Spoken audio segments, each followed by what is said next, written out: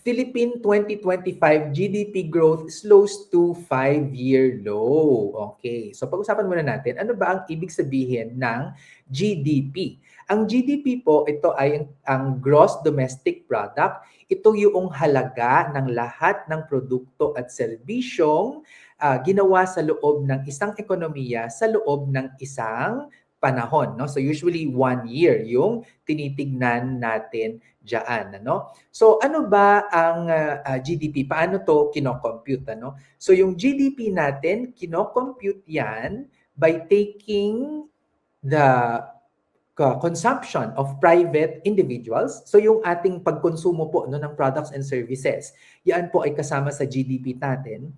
Tapos tinitignan din yung mga investments ng mga businesses no, ng isang bansa. Tapos ano din yung ginagastos ng gobyerno sa kanyang spending, no? Kaya napakahalaga ng General Appropriations Act, no, for that to compute the gross domestic product. At tinitignan din yung net exports, no, yung mga mamimili at manininda sa pandaigdigang merkado. At ang lumabas po for 2025 ay bumagal yung ating GDP growth to 4.4%, which is actually the slowest in 5 years, no? Since the pandemic. Yung quarter 4 natin na GDP growth only stood at 3%. At ito ay ang pinakamahinang quarter sa loob ng 5 taon. Kasi usually, yung fourth quarter, diyan natin inaasahan yung may malaking pagtaas ng GDP growth natin dahil tumataas usually ang consumption dyan dahil ito ay ang Christmas season. But unfortunately, hindi ito nag-translate. Ano? So nag-slow down talaga kasi from 2024 ang ating GDP growth ay 5.7%. Nabawasan ito ng 1.3% in terms of acceleration, ano? At ito po ay mas bababa kaysa sa government target natin na 5.5 to 6.5%. At yun nga, pangatlong straight year na po na nami-miss ng gobyerno natin ang kanyang GDP target. O, ayan ha. Nagpapakita lang talaga kung ano rin ang epekto ng mga ibinuboto natin. Ano? Yung mga ipinapangako nila during the election campaign ay hindi naman talaga nagkakatotoo. Kaya po sana matuto na tayo ha sa mga pagpili natin kung sino ang ating iboboto. So ano ba yung mga factors that are affecting the Philippine GDP 2025 slowdown? So humina yung gastos kasi sa households, ano? 3.8% lang ang pagtaas nito noong 2025 quarter 4 versus 4.7 in the same period last 2024, no? So kahit holiday season na dapat usually mataas yung quarter 4, ito ay bumaba. Bumagal din ang paggastos ng gobyerno, no? Nagkaroon lang ng positive na 3.7% na expansion noong 2025 quarter 4 versus plus 9% na expansion noong quarter 2024.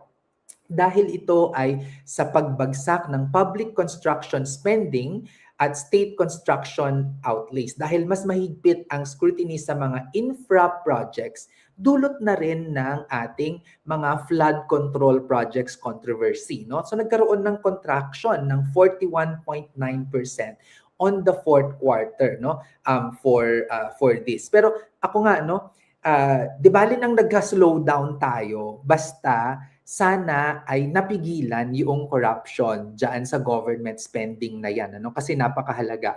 Ang ibig sabihin yan kasi hindi pa na ilalabas yung pera, maaari pang maprotektahan at hindi mapunta sa mga bulsa ng mga politikong buhaya at mga ganid na mga contractors. Oh, di ba? At sana mailagay na lang siya sa mga social services natin. Okay? What else? Humina ang investments, yung ating gross capital formation nagkaroon ng contraction ng 10.9%, no, noong quarter 4 and 2025. At ito yung pinakamalaking drop since early 2021.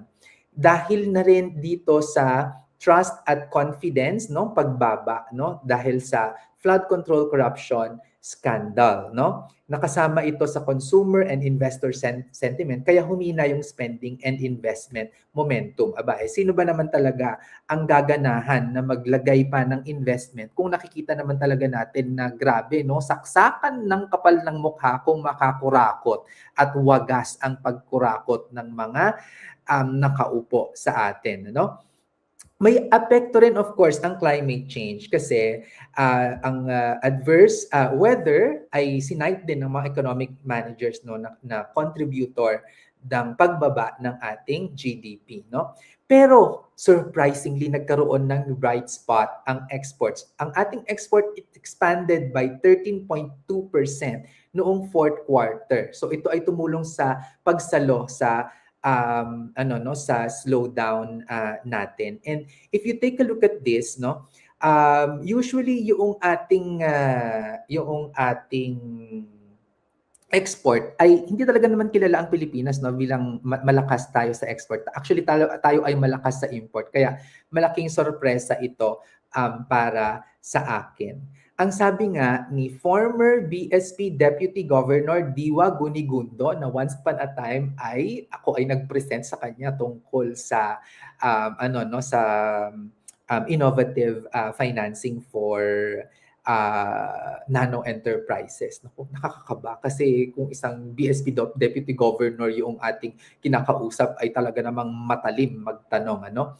At ang sabi niya, unless the government is able to resolve the problem of corruption and poor governance, it will extremely be difficult to restore the confidence of investors and business in our country. Kaya sana po magbagong buhay na ang mga politiko natin at isauli ang mga ninakaw, ano? Ayan. Ako po si Sir Vince, ang inyong financial guro, nagsasabing ang pagyaman na pag-aaralan at napagtutulungan.